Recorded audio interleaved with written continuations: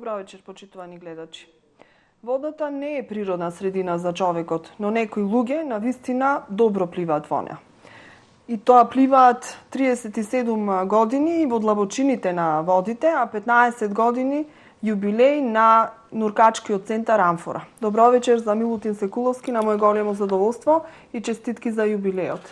Добро вечер, поздрав до гледачите на ТВМ и благодарам. Господин Секуловски, навистина еден јубилеј кој што вреди да се одбележи, затоа што се почна како скромно, како некоја идеја која што ми се чини дека пред 15 на години ни вам не ви беше верно дека ќе може да дојде до ова ниво, но ете се случи и тоа, да имаме еден нуркачки центар по сите меѓународни стандарди. Како ви помина јубилеот? Имавте еден ден кој што го посветивте на се она, во кое што направивте на ретроспектива на случувањата во нуркачкиот центар Амфора изминативе 15 години со гости кои што ве почестија со нивното присуство. Нормално го завршивте со нуркање, како поинаку, но еве малку да ни го доближите сето тоа, бидејќи гледачите сигурно можеби некои беа, но поголемиот дел не беа присутни, а потоа ќе се навратиме на почетоците од каде дојде идејата за отварање на ваков центар. Па вака, прво битен беше моментот за прославата на овие 15 години на овој мал јубилеј, кога ги спремавме со Јован, со син ми, тие презентации, си рековме дали ќе имаме доволно простор за да направиме презентации. Но кога се вратевме од 15 година наназад, видовме дека имаме огромен број на активности и рековме ова презентација мораме да ја скратиме бар по нешто да кажеме за сите активности по нешто, за да можеме да тајмингот го усогласиме со нормално да не им биде досадно на сите. Беше одлично. Во хотел Филип имавме над 100 и нешто гости, од кои би ги спомнал сите нуркачи од Македонија, но сепак беше дојден и Кристијан Холфердер, представникот на Скубапро за Југоисточна Европа. Колеги беа од Србија кои презентираја многу интересни работи. И имавме тема за подводна и хипербарична медицина и на крајот, онака како што рековте, во неделата заврши со едно нуркање. Во секој случај позитивно. Јас сум среќен што сите беа позитивни критики, затоа што стварно добра организација и дури се чудеа на сите оние активности до сега што сме ги имали. Вие нуркате 37 години, започнавте ентузијастички, пионерски што би се рекло. Како што ме информиравте кога се подготвувавме за емисијата, сте започнале најпрво со курс во Струга, во соседна Струга, значи во Охрид немало тогаш таков курс, или можеби имало, ќе ме исправите, мислам дека немаше нешто такво. И потоа сте почнале да се занимавате со нуркање, но со на почетничко нуркање. Ајде да ве навратам 37 години наназад. Па вака, во Струга екзистираше, односно функционираше еден прекрасен клуб, клубот за подводни активности Нуркач. И сите активности, буквално во Македонија, сема оние професионални активности кои се работеа како подводни работи од Корали од Скопје, во делов на едукација, екскурзии и надпревари, беше клубот за подводни активности Нуркач од Струга. Како човек кој секој е заинтересиран нешто повеќе од она што се случува околу вас да го сторите, така и јас го завршив првиот курс. Тој е почетен курс кој, верувајте, ако го засакате нуркањево, прво ви е желба да го сторите тоа, понатака почнувате секој ден да нуркате, купувате опрема и на крајот завршува како што завршувам јас, едноставно со работа, односно со без нуркање едноставно не можеш. Тоа е тоа. Во Охрид почна, благодарение на територијална одбрана во тоа време, се формира клубот за подводни активности Охрид 85-та година, но пред се активностите беа врзани со делов на одбраната.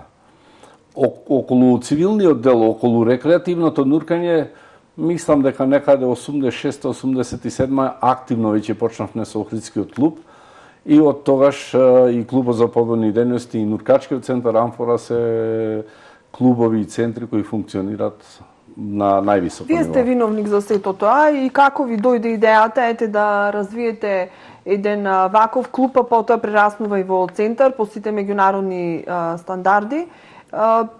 Бевте ли на други места, видовте ли што се случува таму, каква се примена може да има нуркањето, што ве испровоцира, што беше на иницијативна каписла за да вие почнете да размислувате воопшто на таа тема? Па вака, пред се беше жалбата, во секој случај.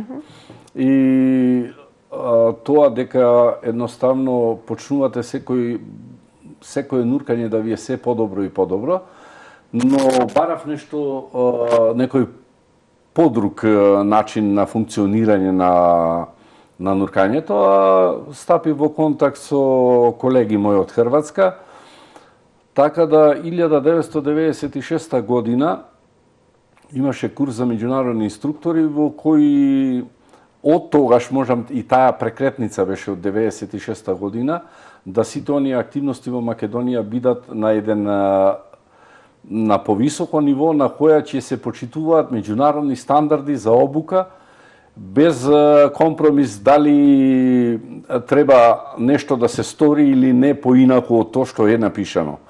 Така да 96 година завршувам како меѓународен нуркачки инструктор и добро беше што таа меѓународна нуркачка асоцијација Scuba School International имаше меѓународни стандарди за обука и категоризација на нуркачи.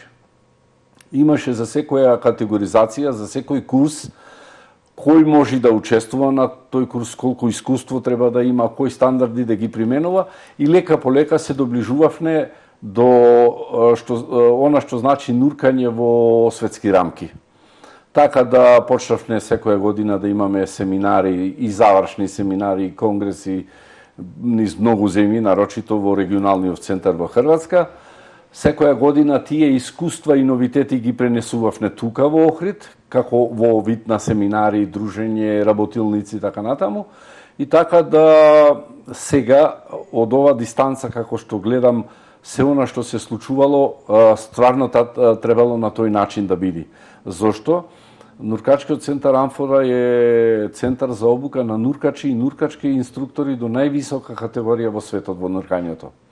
А за да да стекнете таа лиценца, по стандарди мора да имате најмалку еден инструктор-тренер, тоа е највисока категорија во светот во нуркањето, тоа е мојата категорија.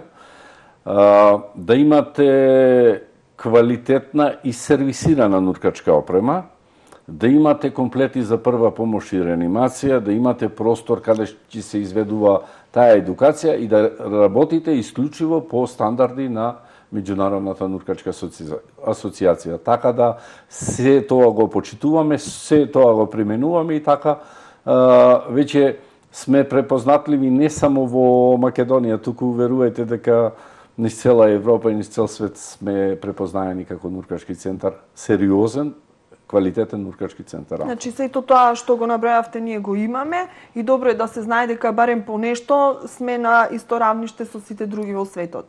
Па видите, кога ќе појдете некаде како професионалец, вие не смеете да сте на страна. Туку она, ако го знаете, нормално ако сте вистински професионалец, ќе го ставите на маса. Например, јас бев во комисија за одредување на стандарди на Меѓународната нуркачка асоцијација. Пред секој семинар, пред секој конгрес имавме состанок на тренери на целиот овој регион во кој спаѓаше Хрватска, Словенија, Црнагора, Македонија, Чешка и уште неколку држави. Ние ги донесувавме одлуките за нашиот регион и одеше во седиштето на ССА дали одредени измени треба или дополнување на одредени стандарди. Така да, ако сте професионалец, секаде вашиот глас ќе се слуша. Сега, никој не може сам, значи, на овој свет да успее и да прави нешто. Сигурно имавте луѓе кои што ве поддржува, кои беа оние кои што на почетоците кога го кршевте мразот во нуркањето, ве беа до вас, ве поддржаа, па исто и тие учествува во формирањето на овој нуркачки центар. Значи, кои се тие луѓе? Вака, пред се би рекол моето семејство што беше толку трпеливо да можам јас да ги фактички практикувам овие работи. Ви велеа ли некогаш што ти е ова е нешто невозможно? Пред се беше една непознаница, не само кај моето семејство, туку и воопшто беше непознаница нуркањето и кога ќе се спомнеше зборот нуркање, тогаш луѓето мислат, тоа е многу опасна професија, опасна работа. Со тек на време сватија и моите. Ево и ден денес син ми е една категорија испод мене, еден по категорија и по искуство е најискусниот нуркачки инструктор во Македонија после мене. Така да најповеќе имав поддршка од колеги кои беа заинтересирани за таа работа. Оние кои вистина им значи нешто нуркањето. Тука би го спомнал доктор Горан Балески и да не ги именувам сега сите. Од самиот почеток е Балески? Не, покасно сигурно заврши кај мене курс, но секако беше човек кој во секој поглед ме поддржуваше да одам се понапред и понапред. Еве конкретно што го заинтересира, што го заинтригира него да започне? Па видите, добро пишува во неговата книга за подводна и хипербарична медицина. Вие можете да бидете медицинско лице и да работите на подводна и хипербарична медицина, ама не сте комплетни, ако не сте нуркач. Или, ако сте нуркач, да пишувате нешто за подводна и хипербарична медицина. Повторно не сте комплетни. Кај него дојде на ситуација да тој заврши курс за подводна медицина, заврши курс за нуркање и нуркањето го сака. И така да сите оние проблеми кои ги знаеше тој дека се случуваат во одредени ситуации во нуркањево, беше човек кој слободно можевме да седнеме да разговараме, затоа што одмачи се разберевме за што станува збор. Кај нас беше осудно на почетокот, бар кај мене, да почнав со најобична литература од, да не речам, 5-60 страни, да завршам со литератури кои се професионални и кои ден денес се користат во многу земји. Би ја спомнал една книга Роњење у сигурностито од професор доктор Страцимир Гошовиќ, кој ми беше лично добар пријател, човекот почина минатата година. Тој издаде 110 научни трудови за подводна и хипербарична медицина. А исто и тој беше доктор или? Доктор за подводна и хипербарична медицина. На еден семинар, на еден семинар во Хрватска, кога првпат се запознав со тој човек и разговаравме за неговото издание, неговиот прирачник, кој има 680 нешто страни, и разговаравме на повеќе теми од тој прирачник. Ги почека колегите, 120 и нешто инструктори беа на тој семинар, и ги праша дали знаете кој има напишано ова книга. И нормално сите, професор доктор Страцимир Гошевиќ, не вели.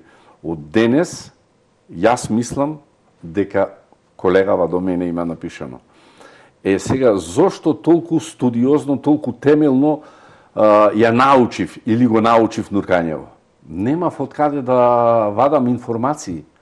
Не е ова интернет, денес ќе влезите во нешто ви треба и одма информација имаш. Оскудни бевме со литература. Немавме од каде да учиме. А тоа ми беше најголемиот водич во професионалниот дел во нуркањето. Сега е многу полесно за новите генерации. Многу полесно, многу. Дури целата литература за секој нуркачки курс кој треба, ако вие сакате да завршите некој нуркачки курс, ве прашуваме на кој јазик сакате. Имаме на Воптек 30 јазици, на германски. Во истиот момент онлайн добијате литература која можете дома да ја учите. Не мора да бубате сега во некој нуркачки центар, туку делот тоа ќе го прочитате, нешто ќе разгледате и кога ќе дојдете во нуркачкиот центар, многу работи ќе бидат веќе јасни. Так. Многу полесно, многу поедноставно, аналогно со овој дел од литературава, оди и напредокот, односно усовршувањето на таа нуркачка опрема. Инаку курсот за нуркање трае 5 дена, така? Така, околу 5 до 7 дена. 5 до 7 дена. И од што се состои? Предпоставам имате теоретски дел, па потоа преминувате на практичен. Јас би ја пофалил Scuba School International затоа што е една меѓународна нуркачка асоциација која и на пазарот и потребите на луѓето и начинот на едукација го има донесено на највисоко ниво што може да види. Што значи то? Како се одбива обуката? Има 6 теоретски лекции и сега не е она класична катедра, седам овде и денес ќе учиме тој и тој и то, него имате одлична презентација, имате видеозаписи кои одат за време на предавањето, имате интеракција, имате комуникација со сите оние кои се на курс, затоа што на курс нема да ви дојдат стручни лица од нуркањето туку. Ви доаѓаат луѓе, некој е градежник, некој е медицинско лице, некој е градежен инженер, некој е физичар. И вие мора да го спуштите знаењето, целата група да може да ве свати што предавате. Тоа е многу добро направено. Друго, тие 6 теоретски лекции, како што рековте, една лекција предаваме денес, ама после лекцијата не чекаме уште 5 да завршат, туку почнуваме со базичните вежби. Празнење на маска, барање на регулатор и така натаму. Значи основните на мала длабочина и како продолжуваме со теоретските лекции, така и вежбите се подигнуваат малку на повисоко ниво, малку поинтересни вежби за малку ајде за некого и потешки. Во секој случај целиот курс е така конципиран да целата обука да буквално ќе видите дека и она што сте сонувале и што сте мислеле дека е многу тешко, дека е многу едноставно, кога имате професионалец да ви го пренесе знаењето и практичниот дел под вода да биде безпрекорен, односно да е вистински професионалец. А кој ги држи обуките? Колку луѓе имате кои што држат? Имаме неколку инструктори, но основните обуки и ги држиме јас или Јован Секуловски, а повисоките, да речеме, оние кои се за нуркачки, меѓународни нуркачки инструктори, ги држам јас сега за сега. Јас ги држам, а на завршниот испит мора да дојде еден од Меѓународната нуркачка асоциација, тој, ајде да не го речам делегат, него лице кое е надлежно за проверка на кандидативе за инструктори.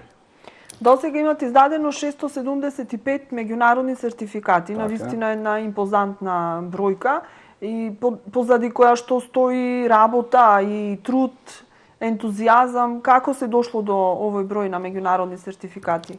И што тоа значи всушност? Ако некој нуркачки центар тргне по патот дека што повеќе сертификати да издаде, тоа е голема грешка. Но ако онаму каде што се нуркачки дестинации, ево би ги спомнал Црвено море, Малдиви или Кариби, толку луѓе се заинтересирани, толку луѓе имат да тие не можат да им обрнат преголемо внимание на луѓе, буквално, ајде да не речем кога секоја област, буквално се штампаат сертификати. Кај нас се издадени 675 сертификати со работа, со знаење и со квалитетни кадри. И што тие кадри можат понатаму да прават? За што се обучени? Тие, например, првиот курс е нуркач за отворени води, кој нурка може да нурка до 18 метри длабочина, нормално со придружба на некого. Тие се многу мал број на нуркања кои ги прави за време на првиот курс. Тоа е исто кога завршите возачки испит. Вие завршувате возачки испит, али не сте онај вистински возач кој треба. За тоа возење треба буквално овде кај нас нуркање. Неколку, значи број на нуркања, не треба да бидат тие големи длабочини, него да бидат време поминато по дно. Така да тие се рекреативни нуркачи кои можат со некого да нуркат во било каде во светот, затоа што имаат верифициран сертификат кој им важи во целиот свет, можат да нуркат, можат да изнајмат опрема и да нуркат било каде, но лимитот е 18 метри длабочина.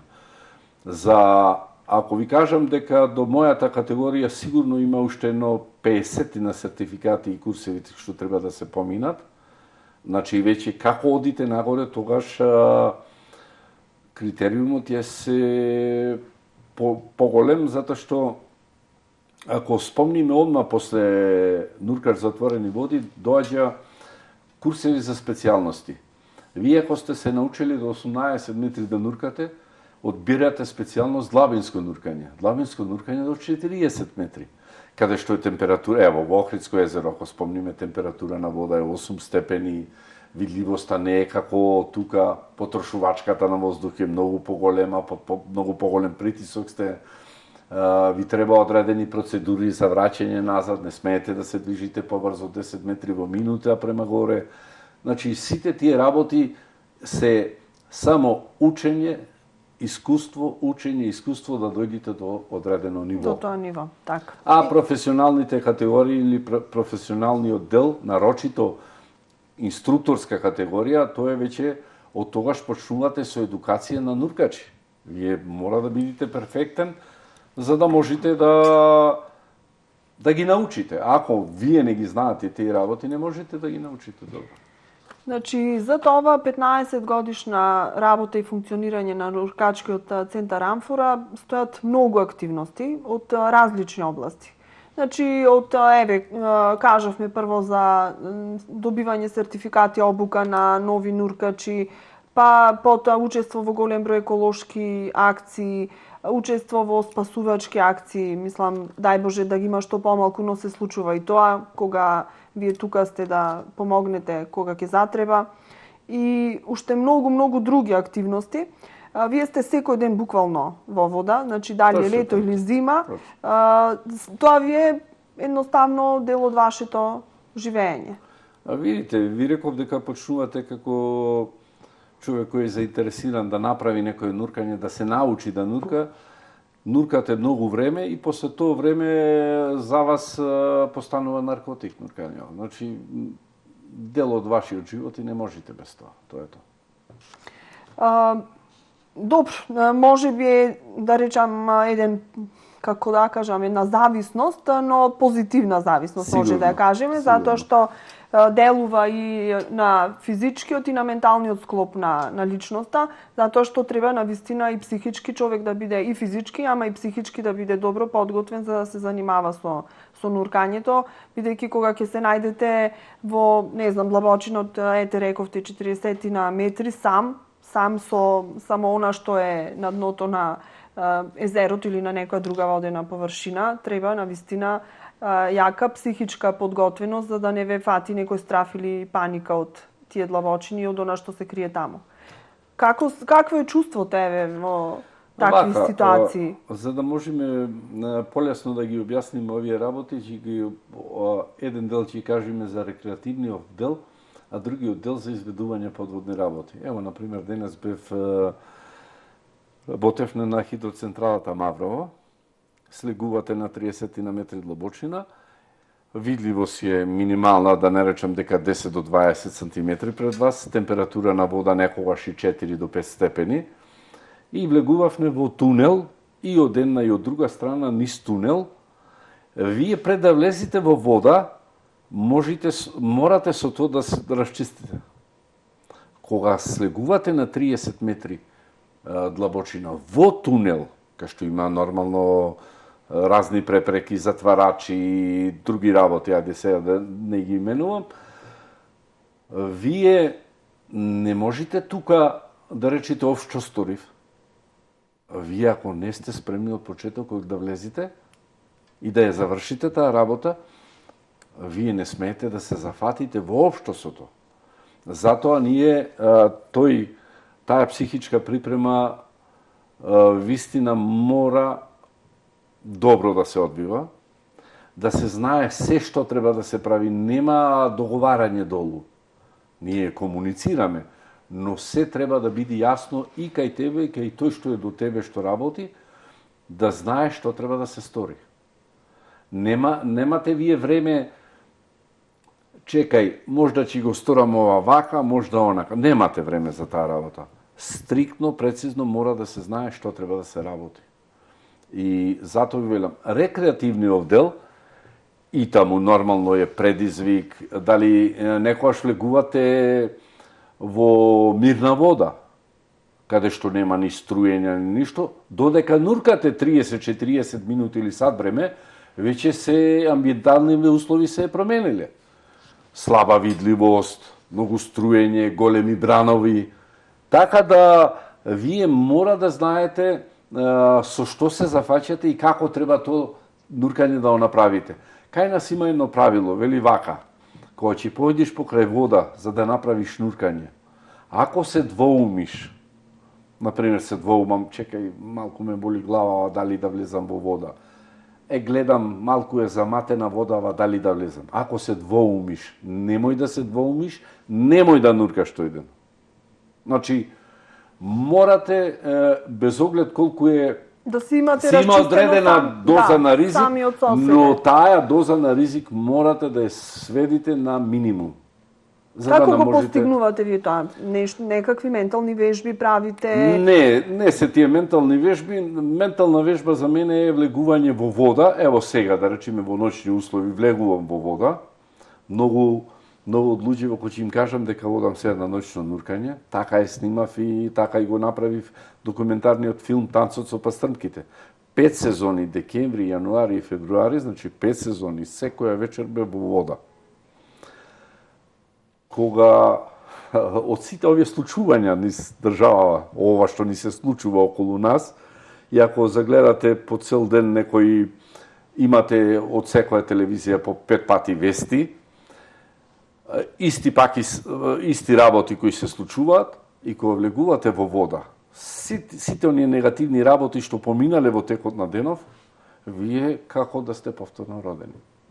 Затоа, значи добар прочистувач е водата. Сигурно. Секи прочисти од затоа што кога слегувате долу, мислите само на она што го работите. Дали ќе снимите риба, дали треба само да направите едно рекреативно нуркање колку да помини редот, ајде, значи она ве влечи да го сторите тоа. Во секој случај тоа е добро психичко опуштање. А не ви се јавува некогаш страв? Не сум имал посебни ситуации каде што ми дошло за да се уплашам.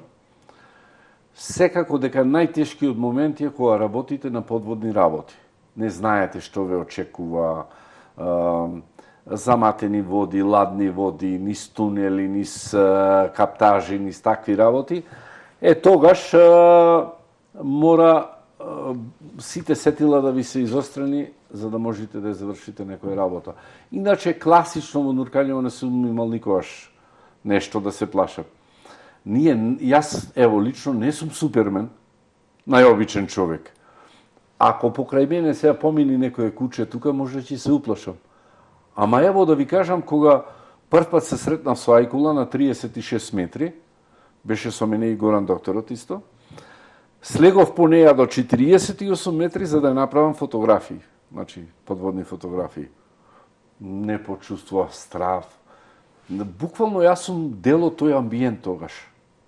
И нема страв. Затоа реков јас, не е природна средина, но вие ваони се чувствувате како да сте во најприродна за вас. Господин Секуловски, темава е неисцрпна и многу интересна и опфаќа многу сегменти, но сепак би сакала малку да конкретизираме колку Охридското езеро нуди можности за нуркачите, колку е интересно за нуркање и колку нуди можности за рекреативно нуркање, затоа што знаеме Охрид туристички центар, па сите нешто во последно време бараме некои алтернативни форми, нешто ново, нешто интересно, нешто адреналинско и колку еве и туристите го бараат тоа, колку имаме и можност да им понудиме нешто такво. Ако ми поставивте вакво прашање пред 30 на години, ќе речем кој ќе дојде сега во Охрид да нурка покрај шарени рипчиња, топли води, значи одлични локации ни целиот свет.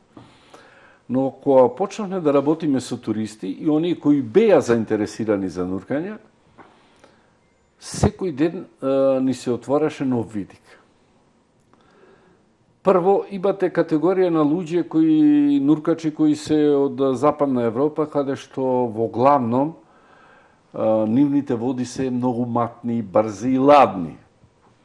И сега доаѓаат во Охридско езеро и се соочуваат прво со една прекрасна видливост. Второ, иако на прв поглед или прочитале нешто за Охридско езеро и кога ќе им објасните дека ево има ракче, има полжави, има преисториски населби, има други работи, верувајте дека сите оние организирани групи кои ни доаѓаат со години. Ако не им е интересно, нема да дојдат. Значи истите тие доаѓаат. Значи Охридсково езеро пати. како континентална вода нуди за нуркачкиот туризам одлични и мислам дека во следниве години ќе има се повеќе и повеќе кои се заинтересирани за таа работа. Значи одлични локации, одлични места за нуркање и жив свет кој ќе го видат само во Охридското езеро. Например, би спомнал Охридскиот тркалезен сунгер кој живее од 30 метри длабочина па се до 120 метри длабочина и кога ќе слезете долу гледате како печорки. И кога ќе му кажете дека од 3 видови на сунгери кои живеат во Охридското езеро, ово е најзастапен тркалезен или топчеста форма, во симбиоза со него живеат и мали ракчиња. И верувајте, слегуваме на 30 на 40 метри длабочина, дури им велиш, ајде времево завршува, мораме да одиме. Интересно за нив. Интересно и за оние професионалци кои се во делов на подводна археологија, биолози кои идат преку хидробиолошки завод, нормално, кои вршат одредени истражувања. Значи, интересно езерово и од научен аспект, сигурно, од историски, археолошки, а и од рекреативен.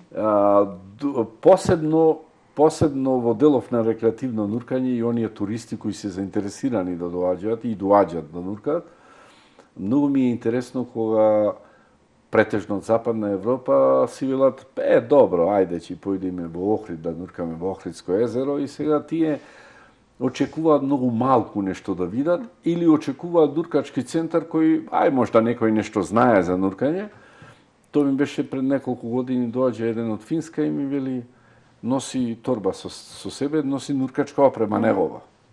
И влегувам во нуркачкиот центар, дали е можно? Што му велам, носиш нуркачка опрема? Да, ама е стара, рече, многу ми е незгодно да ја отворам, рече, да ја облечам. Не, тоа е твоја опрема. И сега, со комуникација му кажуваш дека имаш толку комплети опрема, 300 одела, имаме над 300 одела, дека 65 боци, 45 комплети, во секое време 45 нуркачи да влезат. То ретко во центри, многу развиени центри не можете да најдете. Дека имате 4 компресори, камери, апарати, лифтови за дигање товари и што уште не. И тие се воодушевени. Воодушевени и со нуркачкиот центар, воодушевени со нашето искуство и знаење и воодушевени со она што може да видат под вода. Јас сум воодушевена што го слушам ова. Можеме, вака реков, да си разговараме уште еден час и повеќе, но времето веќе ни е тука за прикрај за првиот дел на разговорот. Малку ќе ве одморам со една рекламна пауза, па потоа продолжуваме пак под вода. Во ред.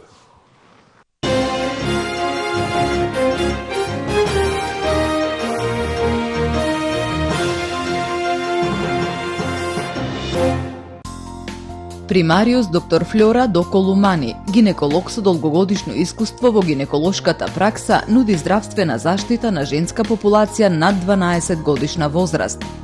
Наш фокус е репродуктивното здравје кај девојките и жените со цел намалување на морбидитет и морталитет.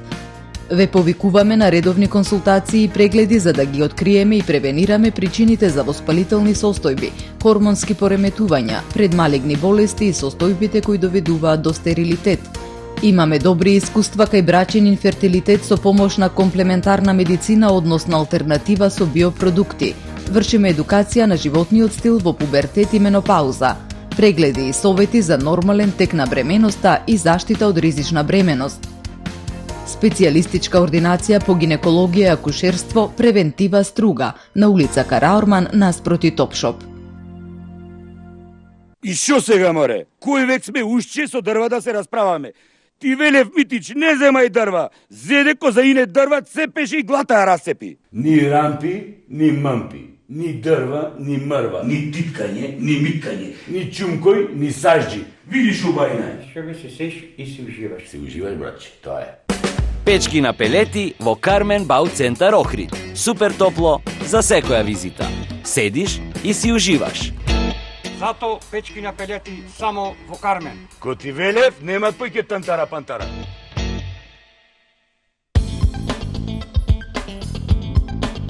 Лажна вест или фейк ньюс е неточно или лажно информирање.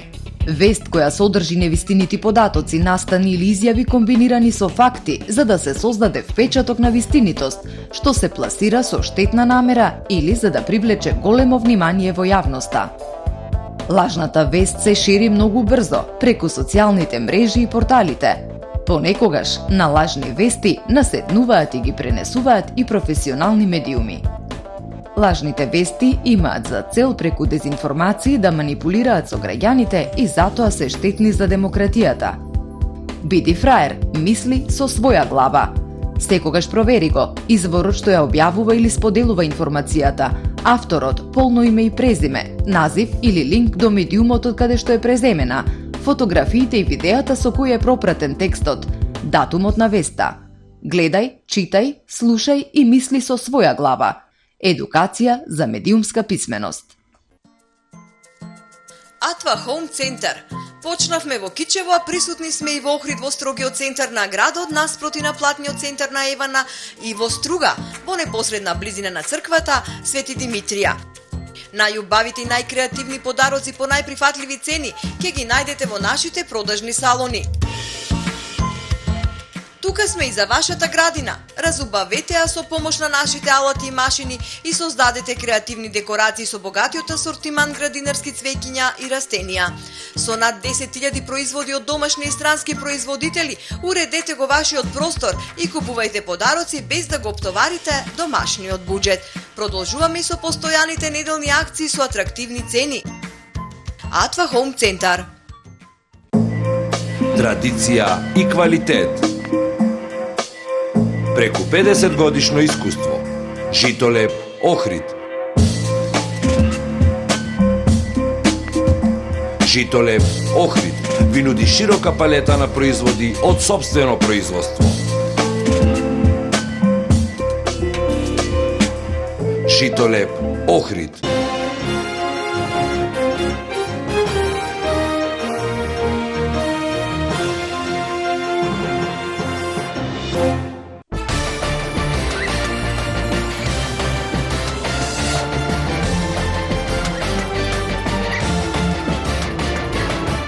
Малку зедовме воздух на површината, сега повторно се враќаме на дното и продолжуваме со нуркање. Милутин Секуловски, мој вечерашен гостин од нуркачкиот центар Амфора, 15 годишен јубилеј. Еве овде ни донесовте многу симпатични шолји со знакот на Амфора и означено дека имавте 15 годишнина.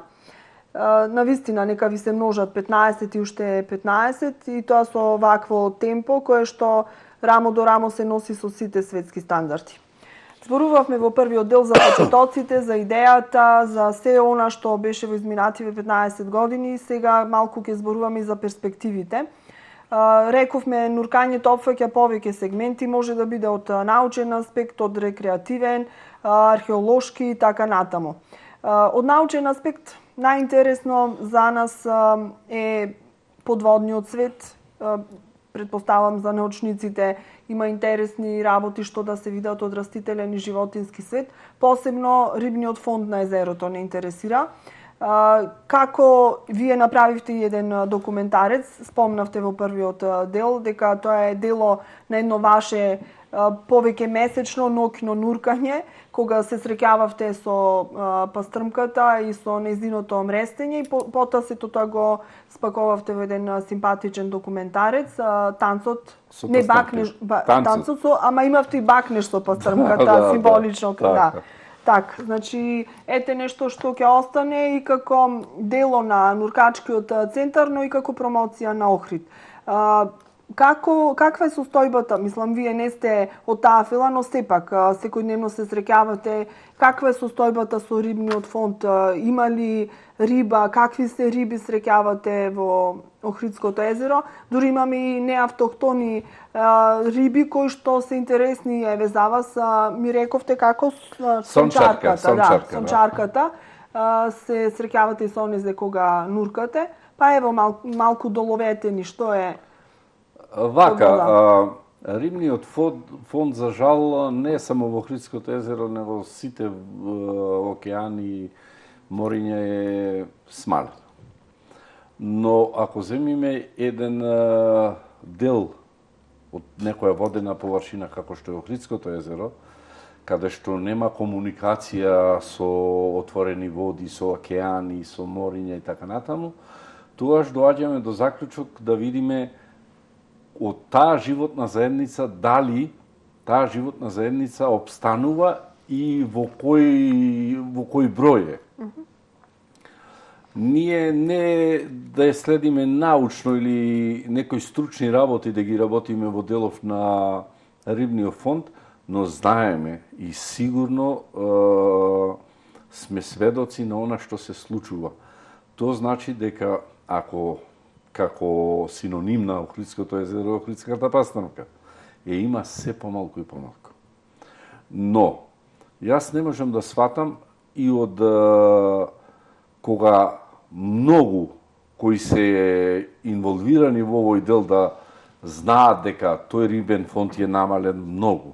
И понатака се лови безмилосно и понатака се ставаат концесионери. Секоја чест на било кој се јавува на некој конкурс за концесионер. Тоа е нормална работа. Јас кога би имал можност, би воведел мораториум за ловење на Охридска пастрмка. Сигурно. Знаете што не ми е јасно и логично. Значи, кај нас, години на нас, зборуваме дека ја нема и се помалку ја има Охридската пастрмка, но од албанска страна можеш да ја најдеш кога сакаш и колку сакаш на трпезите. Што се случува? Цела пастрмка од албанска страна отиде или таму неконтролирано се лови? Прво, ајде мораме малку наназад да се вратиме, кога во Албанија многу малку ловеа, не ни знаеа што е мрежа. Буквално не знаеа што е мрежа. Така да се научија прво од нас. Второ, јас ви гарантирам дека сега, до 1 март, чамец не може во Албанија да излезе. Сега во овој момент е побезбедно и позаштитена рибата во Албанија отколку кај нас. Ние пред 2 дена кога нуркавме таму, во истиот момент кога видове дека има чамец на езеро, дојда контрола одма да види дали ловиме риби. Значи, ако Охридското езеро не можеме да го делиме со граница, рибата мигрира, оди, се движи, одреден дел останува на местото кај што живее, но во секој случај и таму, сите оние рибокраци да ги прашате, се помалку и помалку ја има. Гледате дека вие на Пазаров се пласира белвица која е колку плашка. Што мислите после 10 години дека белвица ќе има? Нема да има. Нема можност за репродукција. Нема можност за зголемување на број па да ловите вие. Ќе има се помалку и помалку. Се плашам дека Охридското езеро ќе остане само резервар за вода. По ова што се случува, така оде. Затоа што нарочито ние сме сведоци на делов каде што се мрестеше Охридска пастрмка. Порано со стотици парчиња можевте да видите. Ја нема сега. На еден мрест кај што доаѓа 20-30 пастрмки, сега 2-3 ќе видите. И то многу мали. Некој ќе рече, сега некој набави од 2 кила, од 3 кила. Да, ама не набави такви 1000. Фатил некој 2, 3 или 5. Значи, се помалку и помалку има. И оно што спомнавте, се прави некој микс, ненамерно, сигурно. Ја спомнавте сончарката. Јас прв пат се сретнав со сончарката минатата година и со господинот Зоран од хидробиолошки разговаравме и тој вели дека сончарката има 15 на години во Охридско езеро, а Преспанска уште е порано. Таа не е автохтона риба и не знам сега од научен аспект треба сигурно некои истражување, истражување најверојатно знаат. По она што гледаме, тоа е мала риба, е доста агресивна кога незината територија е брани таму кај што има положено икра, но не е предатор да може да изеде некои други риби и да нападни некоја икра некаде, но има се повеќе и повеќе Охридско езеро. И у овој дел, Охридскиот дел има градиште, има Љубаниште, има Светинаум, делов према Светинаум има многу, Трпејица има, секаде има. И сега, што значи во овој ендемичен екосистем, да го наречам, таа сончарка, не знам. Сепак, тоа ќе оставиме на научната фела да кажува и докажува, но сигурно ако не потекнува од тука, не е автохтон вид, не може и многу позитивно да влијае на средината. Сигурно има некакви импликации негативни. Покрај тоа што имаме животински растителен свет во езерото, имаме и археолошки остатоци кои што се исто така интересни и за рекреативните нуркачи, а и за оние кои што се занимаваат со наука. Едно од тие е всушност и со повеќе називи, Мичов град, Мичова плоча, да, наколното живеалиште, градиште и така натаму, каде што впрочем се наоѓа и самиот нуркачки центар Амфора. И тоа стана еден препознатлив локалитет на градов и многу посетувано место, но има и други такви, барем од она што ми кажувавте пред самата емисија. Ајде вака малку дното на езерото, тој аспект да ни го доближите. Каде има се локалитети кои што се вредни за да се видат? Значи, Охридското езеро е богато со археолошки остатоци, но едно е сигурно, како она што кажавте дека постоја стандарди за обука, меѓународни стандарди за обука, така постојат и закони и ние мора да ги почитуваме тие закони. Ние не можеме поинаку да се однесуваме сем онака како што е кажува некоја надлежна институција за одредени работи. Ако е од делов на живот на подводниот свет, тука имаме научна институција, хидробиолошки институт или хидробиолошки завод. Ако останува збор за бар во Охридскиот дел е завод и музеј за археологијата, ние уште кога почнавме, моравме да се научиме како, ајде, условно речено, како работници во подводна археологија, како да работиме, а нешто да не оштетиме. Значи, на проект на завод и музеј се врши подводни археолошки истражувања, со тоа што има раководител на проектот и мора да работи стрикно како што кажува раководителот на проектот. Што значи било што да најдеме во Охридско езеро. Бар, кажувам, за клубот за подводни дејности и нуркачкиот центар Амфора. Ние прво се јавуваме во завод и музеј. Така беше и со преисториската населба. Јас не отидов да вадам предмети да ги носам дома, па после, извините, имам нешто најдено, не знам што. Него во оној момент кога ќе најдите, научна институција, знаете дека не е то ваше. Се јавувате во научна институција, завод и музеј, например, ево сега имаме и некои нови работи кои се пронајдени скоро. Се додека завод и музеј не направи проект, дали тоа ќе се вади, дали нема да се вади, се додека не се направи документација за тој дел, не може да се пристапи кон некоја подводна археологија, така да ја наречиме. Јас ќе спомнам и за овие истражувањата и за наколниве населби, но пред тоа да кажам дека ние од Охридско езеро не се сем преисториската населба каде што работевме 9 кампањи, работевме и на вадење на оружје, турско оружје од крајот на 18 и почеток на 19 век. Во проектов на подводно деминирање откривме 2 минофрлачи од Прва светска војна, исто се конзервирани, исто се во музеот. Најдовме 29 ножеви од Прва светска војна. И ред такви работи како што се шлемови или други работи кои сме ги нашле, се оди во завод и музеј.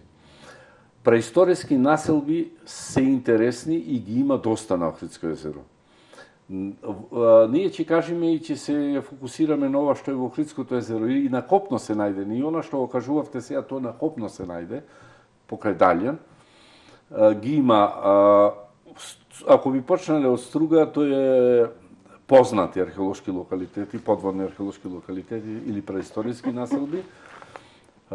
Уста на Дрим, Врбник е огромна, значи, преисториска населба.